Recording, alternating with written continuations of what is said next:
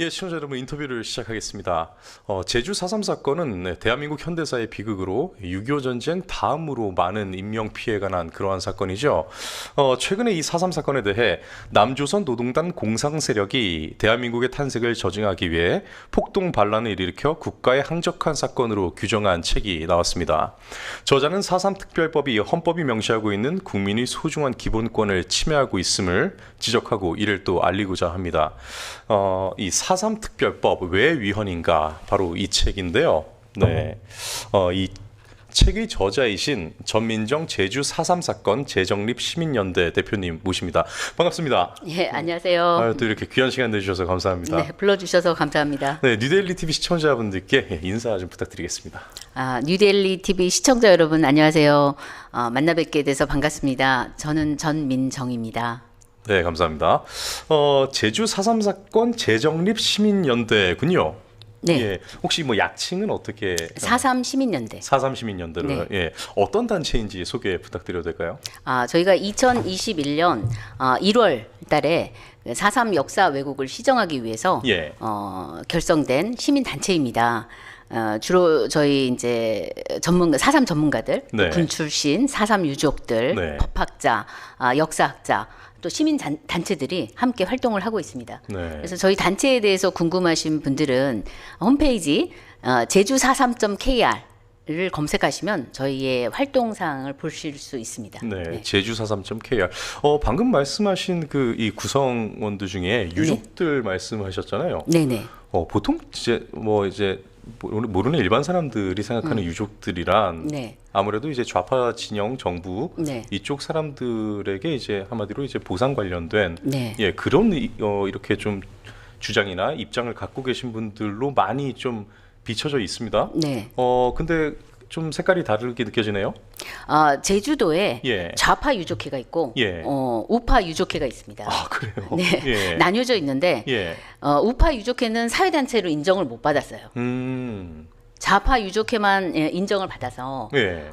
제주도에서 4.3에 대해서 유족회 입장이 나오는 것은 전부 좌파의 예, 그렇잖아요. 입장이라고 생각을 하시면 됩니다. 예. 제주도에 4.3 정립 연구 유족회라고 있어요. 예. 회장님은 이동해 회장님이신데 이분은 남로당에 의해서 생매장 당하신 제주도 최초 목사 이도종 목사님의 손자분이세요. 예. 그러니까 희생자 유족이시죠. 예. 네. 그런 그런 단체가 있습니다. 네. 그런데 정부의 지원을 전혀 못 받고 예. 지금 현재 어렵사리 명맥을 이어가고 있고 제가 작년에 방문을 했는데 예. 지하실에 예. 사무실을 가지고 계세요. 아, 네. 굉장히 좀 상황이 열악하군요. 네, 정부 지원도 못 받고 예. 또 일반인들도 많이 잘 모르세요. 예. 현재는. 아니, 어떻게- 과거에는 열심히 활동하셨는데. 예. 예. 정부가 그렇게 편향된 지원을 한다고 보이는데요. 네. 예. 이거는 이제 원희룡 전 네. 제주도지사 시절에 예. 사회단체 신청을 2번이나 예. 했습니다. 네. 신청을 했는데 화해와 상생에 져야된다. 그래서 허가를 못 받은 거예요. 정부 지원을 전혀 못 받고 있습니다. 예. 네. 사실 저도 그 부분 때문에 좀 의아했던 건데요. 네. 왜냐하면 제주가 이제 원희룡 지사, 예. 그러니까 이제 이 진영이 우파 진영의 지사가 그렇게 오래 있었는데도 네. 그게 안 됐네요. 원지사께서 예. 정치적인 입장으로 네. 제주도에 워낙 좌파들이 많으니까 그렇죠. 그들과 손을 잡고 정치를 하기 위해서 예. 그렇게 한 것이 아닌가. 아. 저는 그렇게 의심을 하고 있고. 약간 한계군요. 네, 그렇죠. 예. 그래서 지금 4.3 희생자가 14,700명 정도 있는데 예. 저는 그 중에 한 10,000명 이상은 부적격 희생자다. 이렇게 저는 주장을 하고 있습니다. 예. 그거는 수치에 근거해서 그런데 네. 당시에 2014년에 박근혜 정부 시절에 예. 행자부에서 부적격 희생자들을 다시 조사를 해라. 네. 그래서 50여 명의 명단을 내려보냈어요. 예. 근데 원희룡 지사가 당시 제주도의 좌파들의 거센 반발에 예? 그냥 굴복해서 네. 거부했습니다. 14,000 중에 50여 명이었는데 그것마저도 안 됐다. 네네, 그렇죠. 야, 참 이거는 예, 굉장히 좀 그래서 놀랍네요. 심지어 예. 제주도에 평화공원이 있는데 예. 위패 중에는 인민군 사단장으로 예. 낙동강 전투에 와서 예. 그러니까 사망한 예. 이원옥이라는 예. 사람도 희생자로 되어 있습니다. 아니, 우린 지금 그럼 누굴 기리고 있는 건가요? 그래서 예. 부적격 희생자들이 엄청 많죠. 사실 뭐 대표님께는 처음 드리는 말씀이지만 제가 제주에 애월에 한 3년 정도를 살았어요. 네. 그 거주를 했는데 그러다 보니까 이제 그 원래 로컬 분들 이 분위기를 대충 알잖아요. 거기도 이제 그 우리가 흔히 호남이 이제 농촌 공동체 사회 이 분위기가 있다는데 제주는 그게 더 심하겠다고 이제 좀 느꼈거든요. 네. 예, 또 그 제주의 원래 로컬 분들도 그걸 인정을 하고 계시고. 네. 예. 그러다 보니까 아무래도 이 5.18의 이 선정, 서로 간에 이렇게 인정을 해주고 증인을 서주는 그런 문제들이 여기서도 사실 나타나지 않았으리라고 보기가 더 힘든 예, 그런 지역 문화라고 계속 더 느꼈거든요. 심각하죠. 예. 왜냐하면 5.18만 해도 한 5천여 명 되지 않습니까? 예. 여기는 3배예요. 14,000명이면 와. 14,000 한 7, 800명 되니까 예, 거의 15,000 15,000명 정도 되는데 예. 보증을 예. 2명, 처음에는 3명으로 했는데 네. 그것도 2명으로 나중에는 축소가 됐고 예. 그래도 희생자들이 많이 이제 접수가 안 되니까 예. 나중에는 이제 동사무소에서 보증인을 세워가지고 보증이 필요한 사람들은 그 사람한테 가서 보증을 받는. 아. 그래서 한 보증인이 여러 명을 또 보증을 해주는. 그게 인후 보증이라든가요? 네네, 그건? 그렇죠. 예, 그렇죠. 그게 이제 5.18에서도 그런 식으로 이루어졌고, 아 근데 한 사람이 야 이거는 좀 네. 제주도는 더 심각합니다. 예, 상황이. 뭐 그렇다고 알고 있습니다. 저도. 네. 제가 간단히 브리핑을 해드리면 예, 15,000명 중에 예. 교전 중에 사살된 사람이 저희가 파악하기로는 4,000명 가까이 될 것이다. 네. 4천. 근데 이게 정확히 이제 수치로는 저희가 여러 데이터를 뽑아가지고 본 거지만 이제 더 조사가 필요는 합니다. 예, 그리고 행방불명자가 네, 3,600명 정도 돼요. 네. 그럼 행방불명이 됐다 그러면 어디로 갔는지 알 수 없지 않습니까? 그렇죠.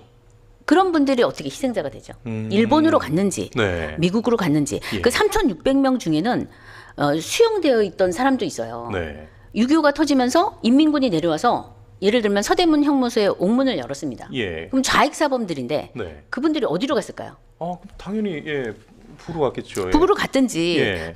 당연히 추정이 가능하지 않습니까? 예. 그런 분들도 지금 희생자로 되어 있습니다. 아. 그러니까 4천여 명이 교전 중에 예. 사살된 사람들, 예. 그리고 그 3,600명의 행방불명자, 네. 그다음에 수용인들이 4,092명 정도 됩니다. 예. 군사재판 수용인은 2,530명. 네. 그러면 수용인들도 지금 한 2,500명 정도가 희생자로 되어 있는 걸로 알고 있습니다. 예. 그러면 그분들이 과연 희생자냐? 네. 과거에 적법한 재판을 받고 예. 형이 확정되었던 사람들입니다. 음.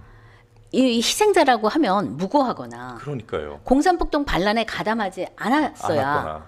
예. 그래야지 희생자로 결정이 될 수 있는데 예. 4.3 특별법의 희생자 그 조항에 거기에 수용인도 들어가 있습니다. 2007년도에 일부 개정을 살짝 해가지고 수용인을 거기다 넣었어요. 그러니까 희생자라 함은 4.3 사건으로 인해서 사망했거나 네.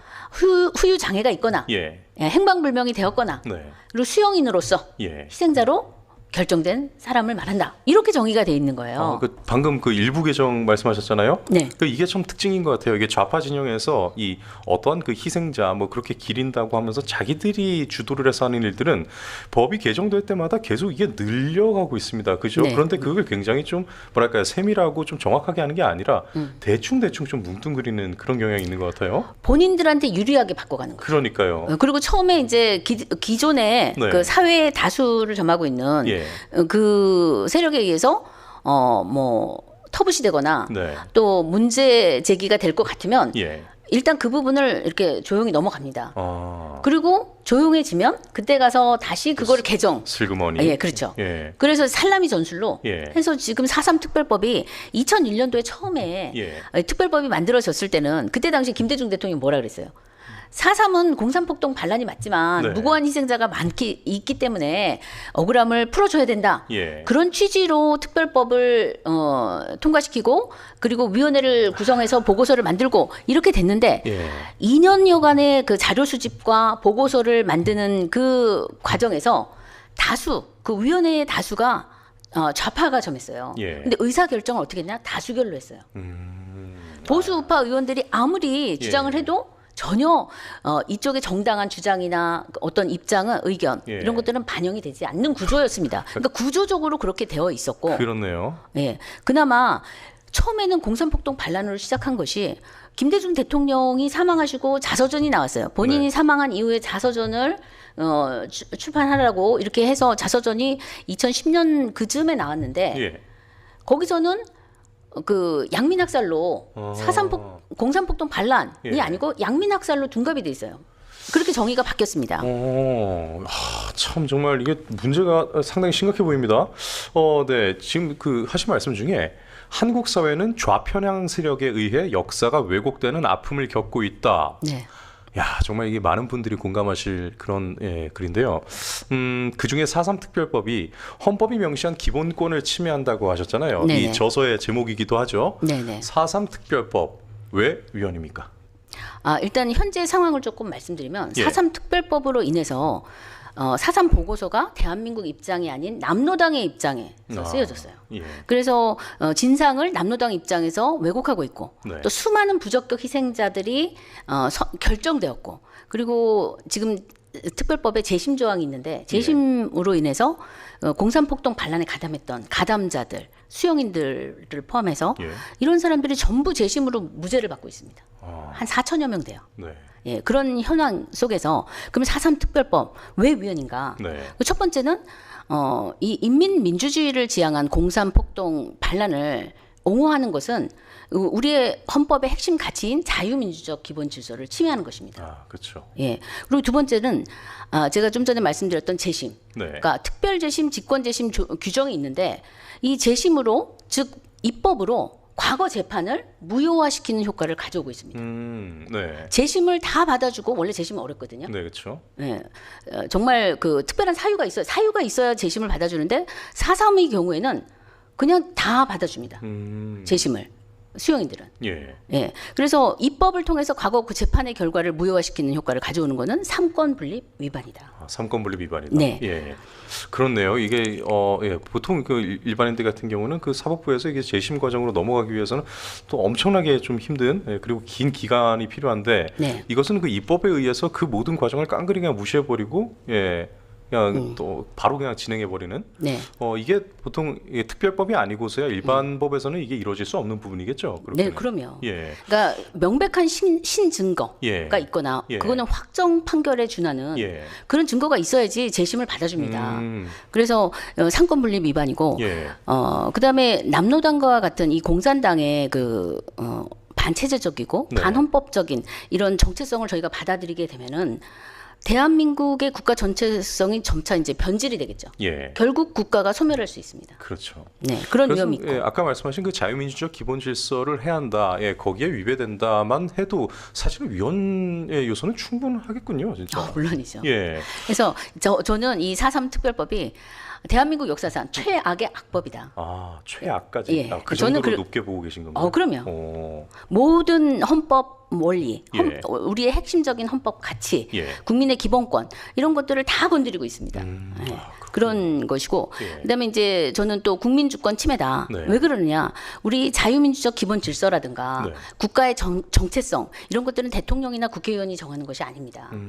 국민주권 국가이기 때문에 예. 주권자 국민이 결정하는 네. 직접적으로 결정해야 되는 그런 헌법의 가치예요. 예, 그렇죠. 예. 그런데 이 반체제적이고 네. 반헌법적인 이 4.3 특별법은 헌법 이념을 무시한 입법을 한 거예요. 그렇네요. 그럼 이러한 국가 행위는 예. 헌법 이념을 결단한 주권자의 그런 어떤 권리를 침해했다. 네. 그렇게 보기 때문에 네. 이건 국민주권 침해다. 그렇죠. 사실 헌법의 이 뭐 내용이나 아니면 그 성격을 바꾸기 위해서는 국민 투표가 이루어져야 되잖아요. 네네. 국민들이 결정을 해야 되는 건데 네.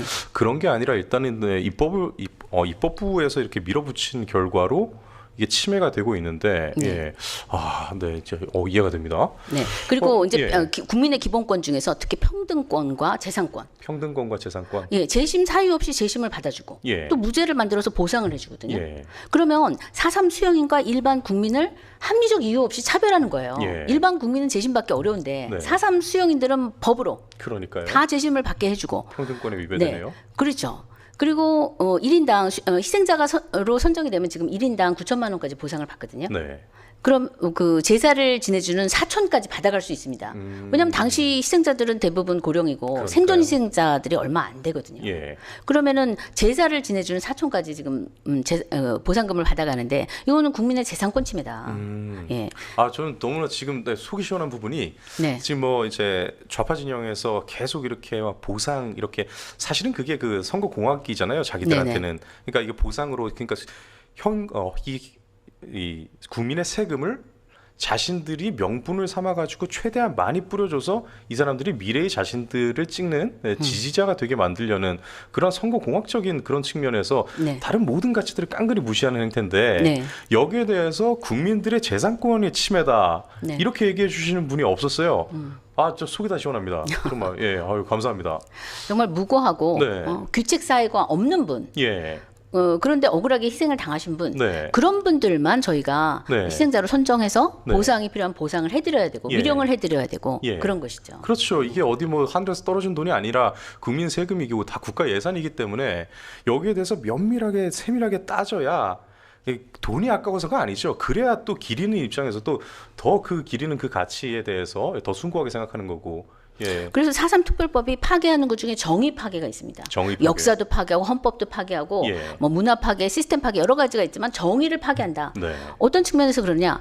남로당은 가해자인데 네. 가해자에게 어떤 배상 책임을 묻는 것을 면제만 해줘도 상당한 저희가 이제 어떤 은혜를 베푸는 건데 네. 지금 오히려 가해자들에게 배보상을 해주는 그런 형태로 특별법이 네. 지금 작동하고 있다. 그렇네요. 네. 참, 그렇습니다. 그래서 예. 정의가 파괴되고 있다. 정의가 파괴되고 있다. 네. 예, 그래서 이제 특별법을 비판하시면서요, 이 좌익 무장 폭동이 불러온 피바다에서 이 희생자와 옥석 이것을 가려야 한다, 예, 네. 지적을 하셨죠. 방금 말씀하신 게 다 그 궤인데요. 네. 참사를 정치에 이용하는 좌파 진영의 행태에서 자주 보이는 부분일 겁니다. 여기에 대해서 이제 그러니까 옥석을 가린다. 네. 예, 또 이제 이게 좀 더 좀 자세히 듣고 싶은데 조금만 더 네. 예, 들어볼 수 제가 있을까요? 아까 말씀드렸듯이 네. 제2조의 희생자 정의가 있어요. 예. 희생자 정의의 4.3 사건으로 인하여 정확한 워딩이 사망하거나 행방불명된 네. 사람, 후유 장애가 남은 사람 예. 또는 수용인으로서 희생자로 결정된 사람을 말한다. 희생자의 정의인가요? 예, 희생자의 정의예요. 특별법상에. 예. 그러면 일단 수용인은 당시에 군사재판, 일반재판 다 적법한 재판을 받았고 네. 그렇게 해서 형이 확정되었던 사람들입니다. 예. 희생자가 될 수 없습니다. 음. 일단은 수용인이 들어가서는 안 되는 거예요. 네, 그럼요. 근데 2007년도에 일부 개정이 되면서 살짝 그 조항이 들어갔습니다. 그리고 또 희생자가 되려면 무고하거나 귀책 사유가 없거나 폭동 반란에 가담하지 않은 네. 자라는 그런 그 기준이 여기 들어가야 되는 겁니다. 예.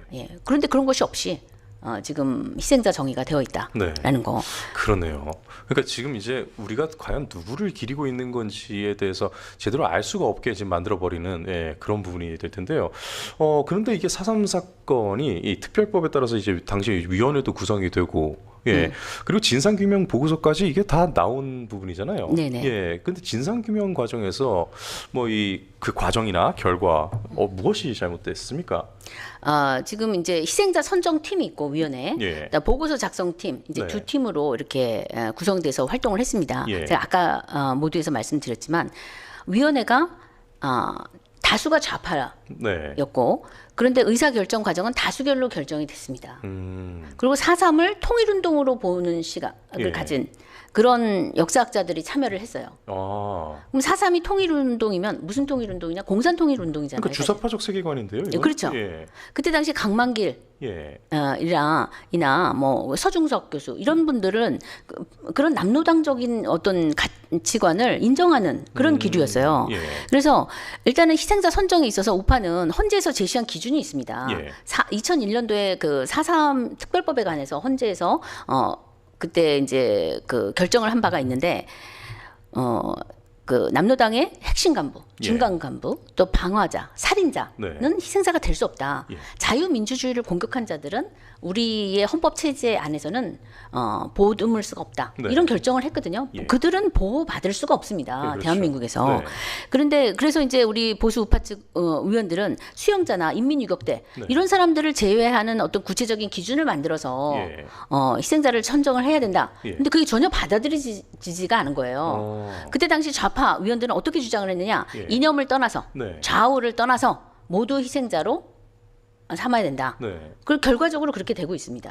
되었습니다. 아니, 궁금한 게 이게 출범 당시 위원회가 출범 당시에 이미 이 과반 이상이 좌파 진영이 선정이 되었다면서요. 네, 그렇죠. 그래놓고 위원회가 출범하고 나서 이제 활동을 하는데 의사 결정을 다수결로 한다. 이건 애초에 말이 안 되는 건데 이게 당시에 문제가 안 됐습니까? 당시에 이 4.3 특별법이 처음에 발의됐을 때가 당시 한나라당 네. 의원들이 발의하신 거예요. 제주도에. 예. 그러니까 약간 이 경쟁적으로 정치적 공학적으로 경쟁적으로 정치 권력이 이제 정치권의 이해관계가 작동을 한 거죠. 제주도의 표심과 뭐 여러 가지 상황이 반영이 돼서 그 당시에 그 민주당 쪽 야당에서 이거를 많이 이제 특별법을 법제하려고 노력을 했는데 한나라당에서 먼저 이제 시작을 한 거죠. 발의는. 그렇게 하면서 어떻게 보면 여야 합의로. 뭐 요즘 세태 봐가지고는 별로 놀랍지도 않습니다. 지금 뭐 너나 할 거 없이 5.18 때 되면은 다 가가지고 참배하고 이런 거 봤을 때, 네. 예, 다들 거기서 이제 다 그 선거에 이 셈법만 작동을 했던 게 아닌가. 네. 예, 어떻게 법을 만드는 사람들이 그것도 기존 법을 개정하는 것도 아니고 특별법을 새로 이제 만드는데 여기에 대해서 오로지 그냥 정치밖에 없었군요. 예. 그렇다고 봐야죠. 그리고 보고서 작성을 할 때 예. 자료 수집 차원에서 보수 우파 위원도 한 분이 전문위원으로 이제 참여를 하셨어요. 네. 5명 중에 자료 수집 팀의 5명 중에 한 분이 담당한 부분이 어디냐? 6.25 이후. 그럼 4.3은 1948년도 그러니까요. 사건이잖아요. 예. 그리고 49년도가 되면은 어느 정도 정리가 됩니다. 군사재판 두 차례 하면서 그 예. 이후에는 잔당 세력이 남는 건데 이분은 6.25 이후만 하기로 계약서를 그렇게 작성이 된 거예요. 본인도 잘 모르게. 그런 식으로 해서 그 내에서 교묘하게 보수 측, 예. 우파 측 의원들은 배제가 되는 그분들의 주장이 반영될 수 없게끔 예. 그렇게 이제 정치 권력이 작동을 했던 거죠. 아니, 뭐 당시 실질- 김대중 예. 정권 하에서. 그럼 네. 실질적으로 그 해당 사건에 대한 그 중점적인 부분은 오로지 그냥 한쪽 진영에서 다 작성을 했다고. 그래서 이거를 안 보이는데요? 반쪽짜리 보고서라고 생각하시면 돼요. 아. 4.3 보고서를 믿으시면 안 되는 게 예. 김대중 정부에서 시작해가지고 2년 동안 자료를 12권을 모아가지고 예. 그 자료집을 바탕으로 해서 보고서 한 권이 만들어집니다. 예. 그거는 노무현 정부에서 발간이 돼요. 예. 그것도 보수우파 의원들이 굉장히 반대를 많이 해서 이거는 왜곡이 너무 심각하다. 예. 군경이 양민을 학살하지 않았는데 네. 주로 검증되지 않은 좌파들이 주장하는 그런 증언들 위주로 보고서에 실리고 군경이 양민을 학살한 것처럼 주로 서술이 되고 이거 잘못됐다라고 많이 주장을 하셔가지고 당시에 바로 이제 보고서가 승인이 안 되고 6개월 조건부로 승인이 예. 돼서 이제 노무현 정부에서 어쨌든 발간이 됩니다. 네. 근데 그 승인이 되는 그 과정에서 수정 의견을 많이 내셨거든요. 네. 우파 시민 단체나 전문가들이 많이 내셨는데 하나도 반영이 안 됐어요. 결국은 그냥 통과가 됩니다. 네. 그런데 그 보고서가 통과될 당시에 우리 보수 우파 측 의원 4분이 전부 이 보고서에 동의할 수 없다. 네. 부동의하고 사퇴하셨습니다. 어. 그 사실을 꼭 기억하셔야 돼요. 절대 보수가 인정한 4.3 보고서가 아닙니다. 야, 좌파들의 보고서입니다. 오로지 그 좌파 전문위원들의 의견만 담겨 있고, 예, 네, 그렇게 그렇죠. 결정이 된 그 반쪽짜리 보고서라고 표현하신 게 예, 뭔지 알겠네요. 예. 그런데 더 큰 문제는 뭐냐? 4분이 사퇴를 하시니까 자료집이 12권을 만들지 않았습니까? 네. 그 자료집을 다 제대로 보고서에 반영한 것도 아니에요. 본인들이 좌파들한테 유리한 것만 위주로 했는데 마지막 권이 뭐냐면 북한, 러시아 무장대 자료예요. 무장대는 김달삼, 4.3을 주도한 예. 김달삼이 작성한 제주도 인민유격대 투쟁 보고서거든요. 예. 거기에 보면 당시 상황이 자세히 나와 있는데 이 12권을 은폐를 합니다. 발간을 안 했어요. 예. 그러니까 보고서와 12권을 만들어놨으면 자료집을 예. 같이 다 발간을 해야 되지 않습니까? 예. 11권까지만 발간을 하고 이제 그 내용을 아는 사람이 없으니까 예. 12권은 감췄습니다. 노무현 정부에서. 어. 근데 그 사실을 많은 국민들이 모르세요.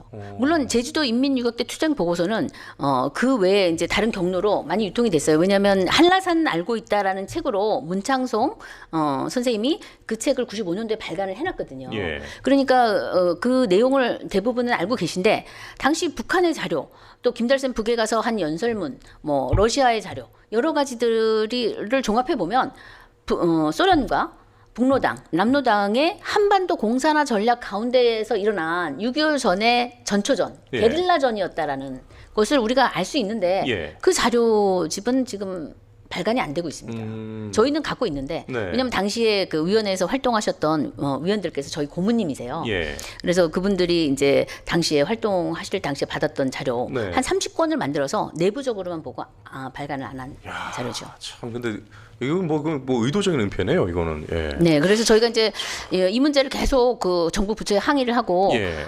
요청을 했는데 해결이 안 돼서 대통령실로 예. 저희가 자료집 12권을 보내서 네. 사본을 보내서 이 자료가 왜 발간이 되지 않느냐. 예. 이것이 발간이 되지 않는다 그러면 저희는 이 그 12권을 미국에 보내겠다. 네. 미국 의회와 정부에 보내서 미국에서 4.3 문제에 대해서 다시 조명해 줄 것을. 왜냐하면 지금 제주도에서는 미군정 책임을 묻거든요. 예. 4.3을 진압한 책임, 뭐 학살 책임이라 그래요. 그 미국 대통령이 사과하고 미국 정부가 사과하라고 주장을 하고 있어요. 네. 2022년, 네. 그러니까 재작년 겨울에 12월에 워싱턴 DC에 가서 그 인권 심포지움을 한 거예요. 예. 4.3에 관한. 거기서 요청을 했어요. 어. 촉구를 한 거죠. 미국 대통령이 사과하라고. 근데 말도 안 되는 거죠. 예. 미군정은 자유 대한민국 선거를 할 수 있도록 네. 당시에 그 치안 관리를 해주고 예. 그다음에 좌파 세력을 억제했지만 결국은 제주도에서는 국회의원 3석 중에 2석을 뽑지 못했지 않습니까? 네. 총선거를 남로당이 방해를 했거든요. 대한민국 건국을 방해하고 그들이 원했던 거는 북한 조선민주주의 인민공화국으로 통일하는 네. 그것이 그들이 원했던 것인데 결국 미국의 도움으로 우리는 대한민국을 건국할 수 있었던 거죠. 총선을 예. 거쳐서. 그렇죠. 그래서 지금 이제 그 자료집 12권은 저희가 행안부에 또 질의를 해놓은 상태고 네. 아직도 답변을 못 받고 있습니다. 몇 개월이 지났지만. 지금 이게 그래도 우파 정권인데 이게 왜 처리가 안 되는지 하긴 그 아까도 말씀하셨지만 뭐 한나라당 때 이게 뭐 한나라당의 발의로 일어나는 일이니까. 4.3 특별법이 20여 년 만에 2021년도에 전부 개정이 됐어요. 그 전에는 보상 규정이 없었거든요. 네. 아까 왜 희생자 정의 얘기해 주셨잖아요. 네. 네. 그래서 제가 이제 여기 좀 사전에 준비를 하다가 그래서 이 4.3 특별법에서 내리는 4.3 사건의 정의가 무엇인가 했더니까 네. 일단은 이 4.3 특별법이 풀네임을 말씀드리자면 이 4.3 특별법이 풀네임을 말씀드리자면 제주 4.3 사건 진상 규명 및 희생자 명예 회복에 관한 특별법입니다. 네, 네. 예, 이하 이제 4.3 특별법이라 할 텐데 여기서 이제 4.3 사건에 대한 정의를 이렇게 내리고 있습니다. 제주 4.3 사건이란 1947년 3월 1일을 기점으로 1948년 4월 3일 발생한 소요 사태 및 1954년 9월 21일까지 제주도에서 발생한 무력 충돌과 그 진압 과정에서 주민들이 희생당한 사건을 말한다. 이 정의 특별법에서의 사건의 정의에 대해서 대표님께서는 개정을 촉구하신 바 있죠? 네. 어떤 이유에서였습니까? 우선 이 정의에 예. 남로당이 들어있나요? 안 들어있죠. 가해자가 없어요. 예. 그러니까 정부와 군경과 네. 주민이 충돌한 사건. 주민은 예. 북조선을 지지하는 주민이 있고 예. 우리 측, 우익 측 주민이 있습니다. 네. 그런데 어쨌든 남로당이 빠져 있는데 무엇보다 2001년도에 헌재에서 4.3 사건에 대해서 그 결정을 한 바가 있어요. 네. 헌재는 4.3 사건의 시점을 47년도 3월 1일이 아닌 네. 48년도 4월 3일로 네. 보고 있거든요. 예. 그런데 이 정의에서는 3월 1일 기점으로 했잖아요. 네. 그게 잘못돼 있고, 예. 그다음 사건의 성격도 헌법재판소에서는 공산폭동 반란으로 보거든요. 네.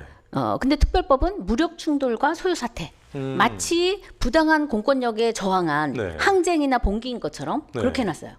아니 김대중 대통령도 당시에 공산폭동이라고는 인정을 했다면서요. 그 당시에는. 네, 그 당시에는 예, 나중에 말을 바꿨지. 네, 그렇죠. 예. 표리부동한 예, 겁니다. 그렇죠. 문재인 대통령도 마찬가지예요. 뭐 먼저 꿈을 꾼 사람들처럼 이렇게 예, 그 이따 한번 여쭤볼 건데 예, 전 네. 그거 보고 나서 저 굉장히 불쾌했거든요. 네. 예.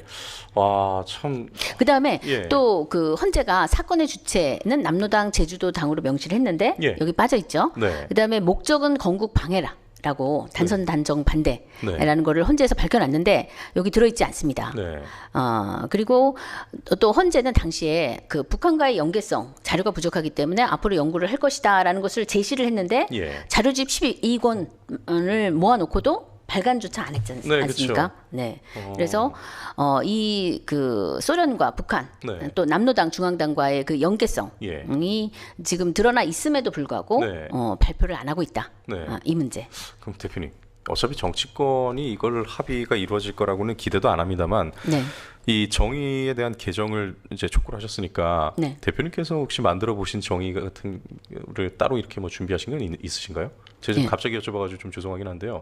일단은 예. 사건의 주체, 네. 가해자가 누군지가 명시돼야 돼요. 남로당에 남로당 대한? 제주도당이 네. 어떤 목적으로 한반도 공사나 전략 예. 가운데 그럼 목적이 들어가야 돼. 단선 단정 반대를 예. 위해서 네. 공산 폭동 반란을 일으켜서 대한민국에 항적한 사건. 네. 근데 이 사건은 정부 보고서에는 7년간 일어난 사건으로 나와 있습니다. 48년부터. 네. 그런데 그 이후에도 경찰관과의 교정들이 있고 경찰관들이 사망한 사건들이 그렇죠. 있어요. 그래서 만 9년간 예. 항적한 사건이죠. 9년간. 근데 다만 그 시점은 이제 48년을 기준으로 하는 거고요. 네, 네. 예. 네, 왜냐하면 애초에 여기다가는- 48년도 3월에 일어난 이유가 4월 3일 네. 그 폭동이 일어난 이유가 뭐냐면 50 총선거 한 달 전에 그렇죠. 예. 총선을 막기 위해서. 그거 막기 위해서잖아요. 예. 아, 그렇습니다. 저희 뉴데일리 TV 채널에서는 네, 권순도 감독을 통해서 알려지기도 한 다큐, 예. 잔혹했던 1948년 탐라의 봄, 예, 탐라의 봄이라고 부르죠. 예. 이것을 이 다큐에 대해서 기획을 하셨었죠? 네. 예. 저희 그때 이제 권순도 감독 한창 이제 기적의 시작 때문에 많이 이렇게 인터뷰를 할 때 이 얘기를 들었었어요. 네네. 예. 그리고 지금은 이게 이 다큐가 인터넷 그러니까 유튜브에 풀려 있습니다. 네. 예, 다 공개가 돼 있어요. 시청자분들께서 좀 많은 시청을 부탁드릴게요. 탐라의 봄이라고만 검색해도 바로 나옵니다. 예, 그러니까 꼭 한번 봐주시기 바라고요. 이 제작 과정에서 말인데요, 좀 기억에 남는 일, 뭐 비화 같은 거 좀 들려주실 게 없으신지요?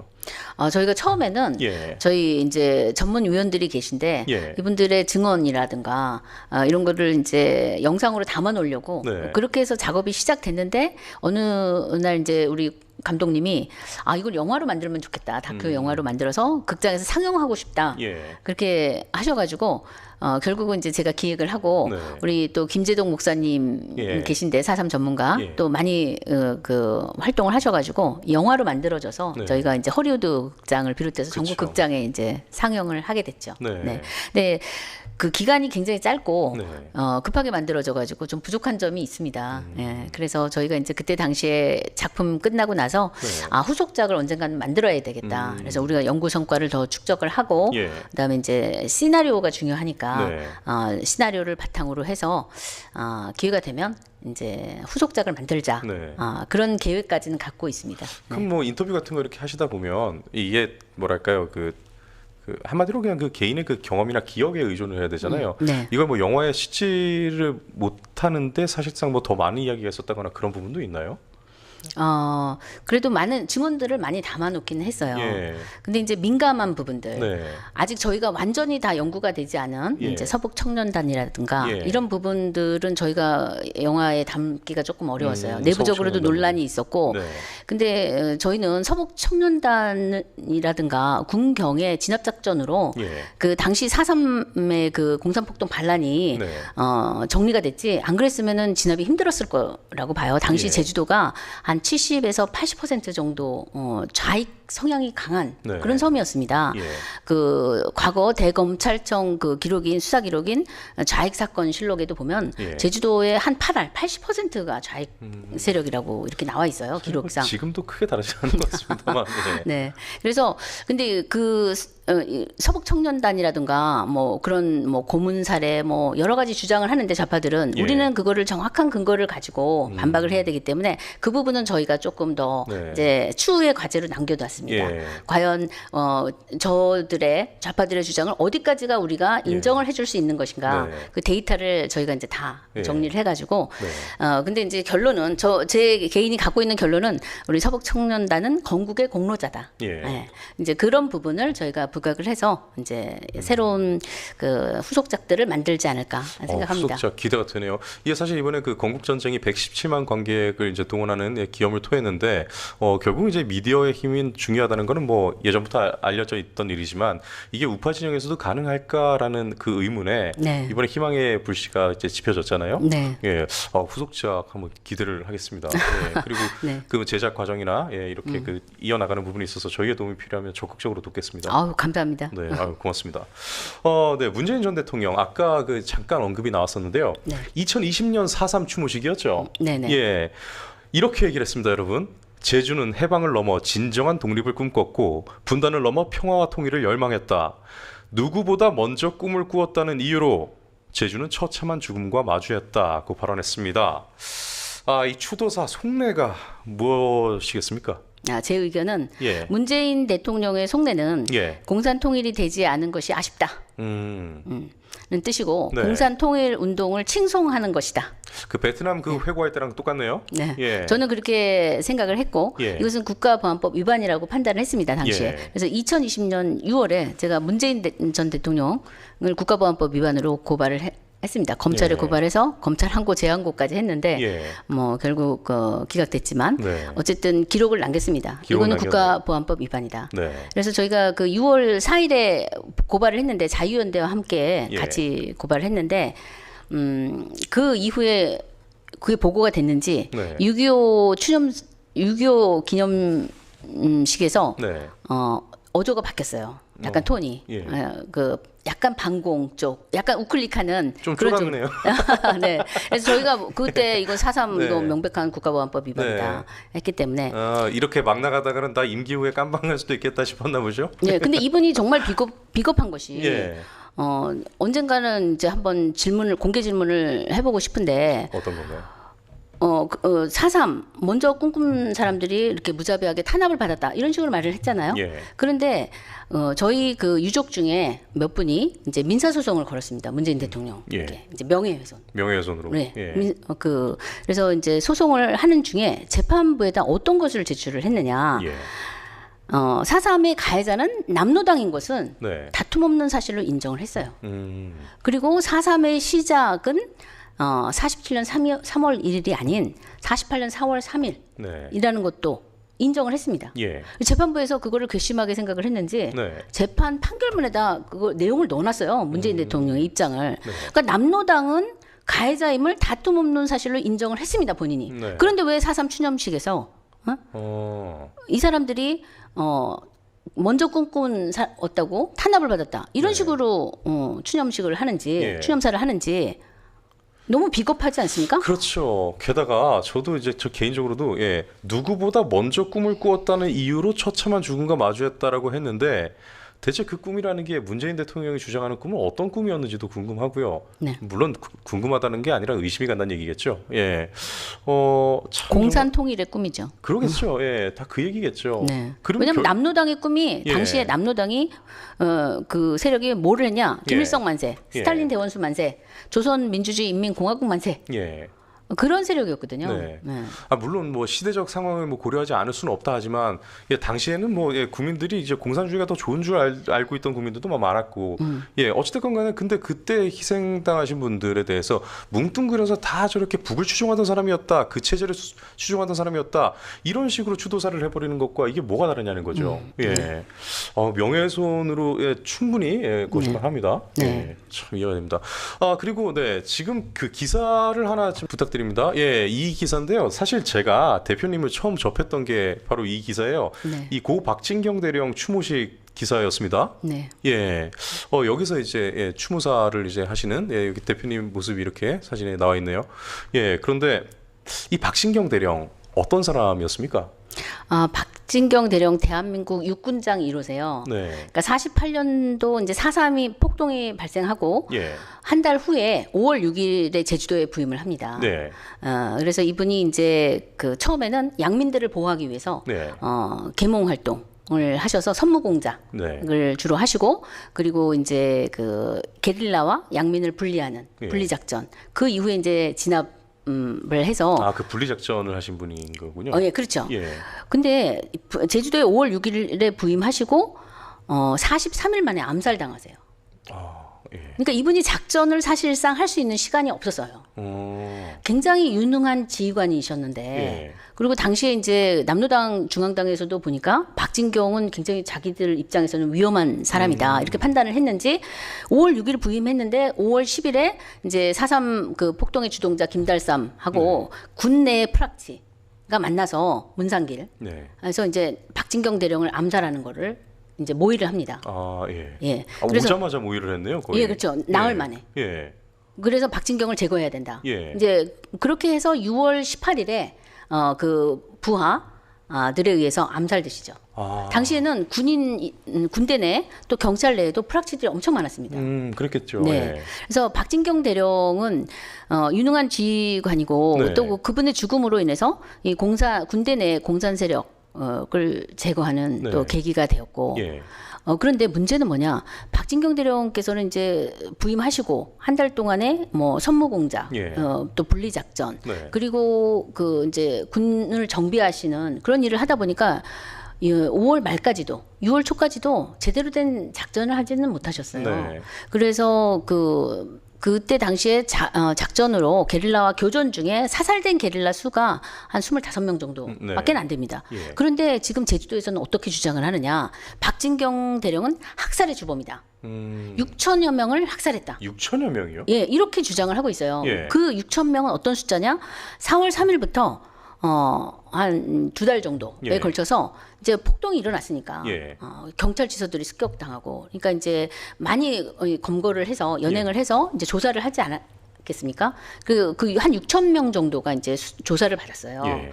근데 박진경 대령이 부임하신 거는 이제 5월 6일이니까 예. 그 기간에는 한 3천 명 정도 네. 이제 연행을 해서 그때 신문팀이 있었는데 연행을 해서 넘겨주면 그 신문팀에서 조사를 해가지고 별 특정 사항이 없다. 그러면 다 훈방 조치를 했습니다. 예. 그런데 지금 박진경 대령을 학살의 주범으로 몰아가고 있습니다.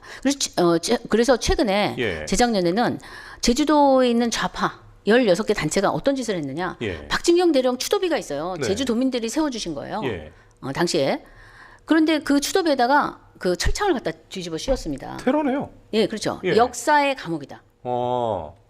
그렇게 해가지고 자기네들이 좌파들이 박진경 대령을 응징하겠다 그래서 역사의 감옥이라고 철창 감옥을 씌웠습니다. 예. 그래서 저희를 비롯해서 이제 그 유족회 같이 고소 고발을 해가지고 당시 보훈부에서 이제 그 철거를 하긴 했는데 네. 그럴 만큼 이 점점 도가 지나치고 네. 그 음해가 굉장히 심해지고 있다. 그리고 왜 박진경을 이렇게 공격을 하느냐 예. 좌파들이 예. 박진경 대령은 미군정에서 이제 그 부임시켰지 않습니까? 네. 그러니까 미군정과의 연관성 이런 거를 공격하기 위해서 그렇게 하고 있고 유족들도 얼마 전까지도 이런 사실을 잘 모르셨어요. 제주도에서 네. 이렇게 되는지를. 예. 그런데 너무너무 심각한 이제 음해가 일어나고 거짓말이 난무하고 뭐 6천 명을 어떻게 학살을 합니까? 말도 안 되는 일이 벌어지고 예. 있기 때문에 그리고 25명의 그 게릴라를 사살했지만 그것도 군경 합동 작전이었습니다. 대부분이. 그러니까 그 군대가 정비가 안 돼 가지고 제대로 예. 그 작전을 못 했거든요. 그런데도 불구하고 학살의 주범으로 계속 몰고 가고 있기 때문에 네. 결국은 유족회가 결성이 됐습니다.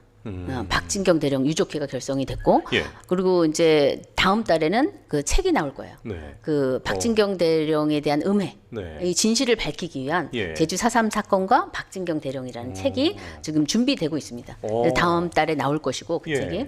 네, 제가 이제 먼저 특별법에 대해서 썼고, 예. 그다음에 두 번째는 박진경 대령 책이 그러네요. 나올 겁니다. 예. 그리고 6월 18일에 암살되셨는데 제주도에서 이제 그동안 계속 추모식을 해오셨어요. 예. 제주도 보수파 단체들이. 예. 그런데 연로하신 분들도 많으시고 더 이상 이어가실 수가 없어서 저희가 이제 시민단체를 결성하고 나서부터는 서울에서 하고 있습니다. 예. 국립 서울 현충원. 예. 에서 그 6월 18일마다 저희가 추모식을 하고 있고 예. 다음 달 18일에 또 열릴 겁니다. 아니 그러면 그 지금 4.3 같은 경우는 이 가해자, 그러니까 남로당도 그냥 구분 없이 다 추모를 하고 보상을 운운하고 있는데 정작 이 국가 사회가 이 박진경 대령에 대해서 제대로 좀 추모를 하고 있습니까?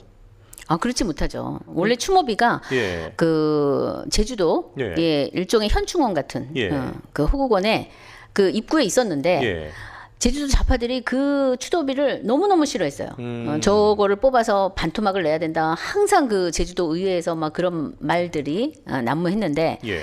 원희룡 지사가 제주도를 떠나기 직전에 제주도 의회에서 그걸 승인을 해줘가지고 원지사가 동의를 해줘서 네. 그 추도비가 지금 뽑혀서 어디에 가 있느냐 이제 그 산중터 네. 공원묘지 근처에 가 있습니다.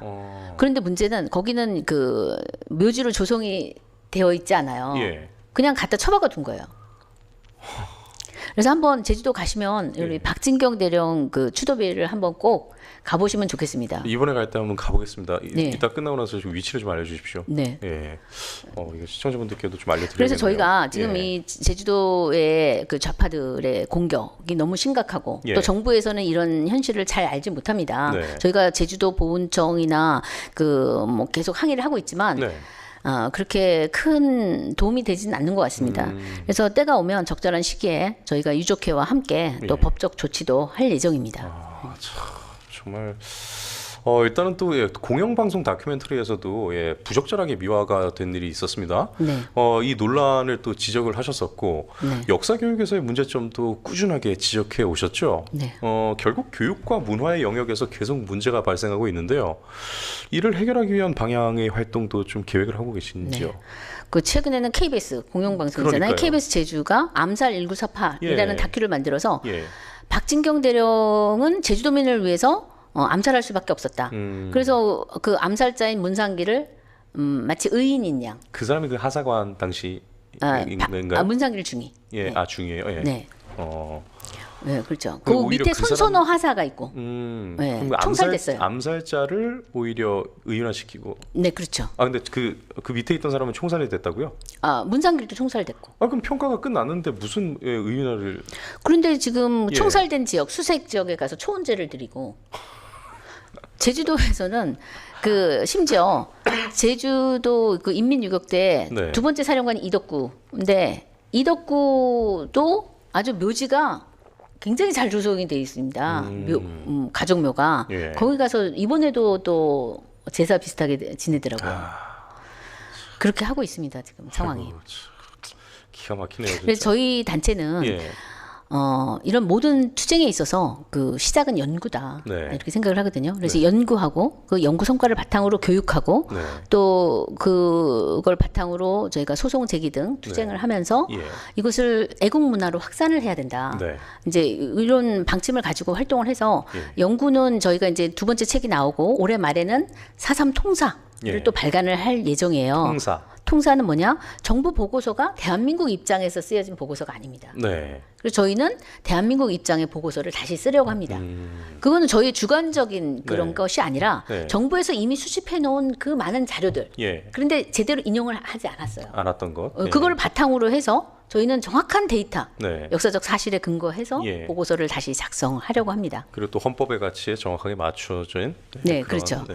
그리고 그리고 저희가 이제 애국 문화 예. 확산을 위해서 지금 이제 출판도 계속 하고 있고 그렇죠. 책을 이제 발간을 하고 이번에도 그 일환으로 이렇게 출판이 된 게 아닌가요? 예, 그렇죠. 예.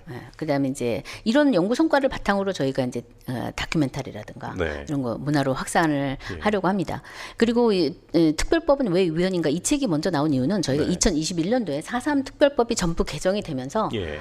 헌법소원 심판 청구를 했어요 당시에 5월 10일 그러니까 네. 50 총선거 기념으로 그렇네요. 예. 그게 각하가 되지 않고 당시에 예. 헌재에서도 별로 받아주고 싶지 않았던 것 같아요. 보정 명령이 몇 번이 내려왔습니다. 왜 이거를 헌법 소원을 제기하는지 뭐 사유를 많이 써서 제출을 했어요. 예. 그래서 결국은 전원 재판부에 회부가 됐습니다. 네. 3년째인데 아직 결정이 안 나오고 아직은 안 나오고요. 예. 그래서 왜냐 제가 볼 때 헌법 재판관들도 이 그 4.3 특별법을 들여다 보면 이건 말도 안 되거든요. 예. 이건 정말 위헌성이 심각한데 지금 대세는 국민들이 4.3을 잘 알지 못하고 예. 제주도의 입김은 워낙 막강하고 네. 지금 그런 상황 아닙니까? 그리고 정치인들은 다 입을 다물고 있고 그렇죠. 누구 하나 나서서 이 문제를 해결하려고 하지 않습니다. 예. 그러니까 지금 헌법재판소에서도 이러지도 저러지도 못하고 지금 가지고 있는 것이 아닌가.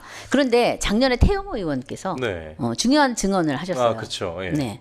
4.3은 김일성이 네. 지령으로 일어난 맞습니다. 사건이다. 예. 그 북한에서 그렇게 주장하거든요. 예. 그걸 왜 인정 안 하죠? 북한에서 그렇게 주장하고 그러니까요. 조선 대백과 사전에도 그게 다 그렇게 교육을 받았대요. 예, 기록이 이번에도. 다 있어요. 예. 북한에서 만든 조선 대백과 사전에 예. 4.3에 대해서 그렇게 기록이 되어 있습니다. 음. 그걸 왜 인정을 안 하죠? 그리고 김달삼이 4.3 폭동 일으키고 4개월 만에 월북해가지고 네, 월북했죠. 9월 9일 북한 정권 수립할 때 네.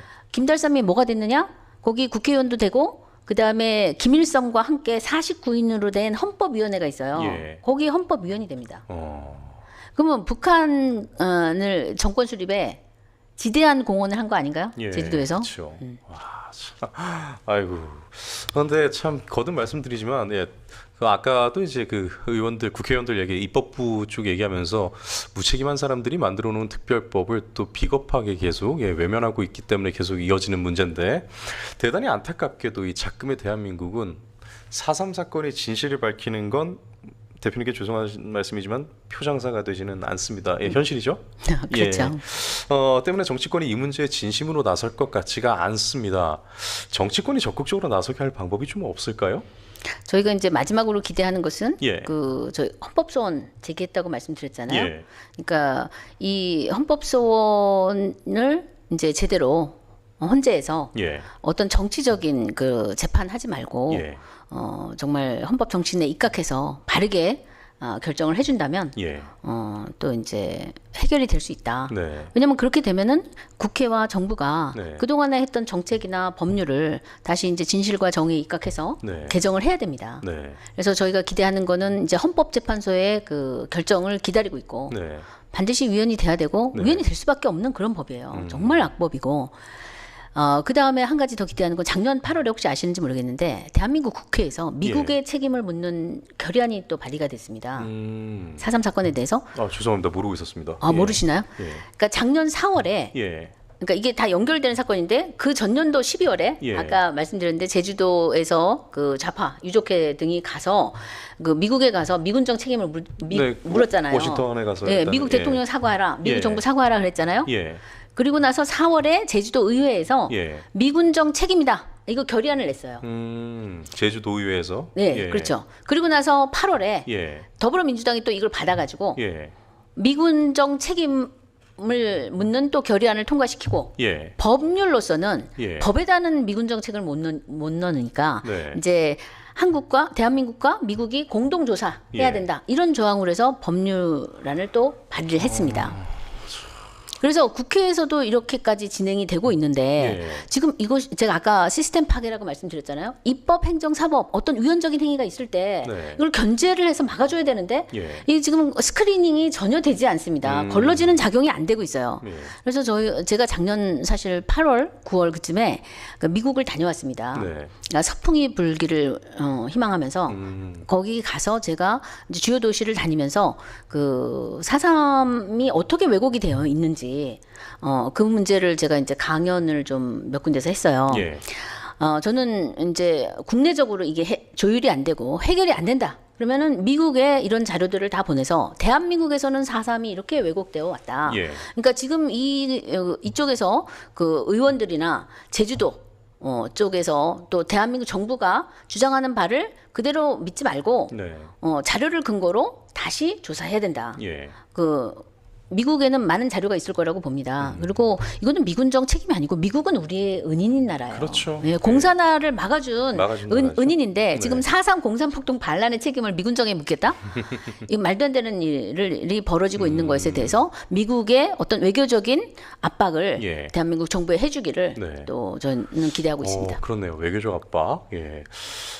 그렇습니다. 지금 마지막 질문 하나 좀 드릴까 하는데요. 매년 5월이 되면 박정희 정신을 되새겨야 할 5.16은 묻히고 5.18만 화려하게 기려지고 있죠.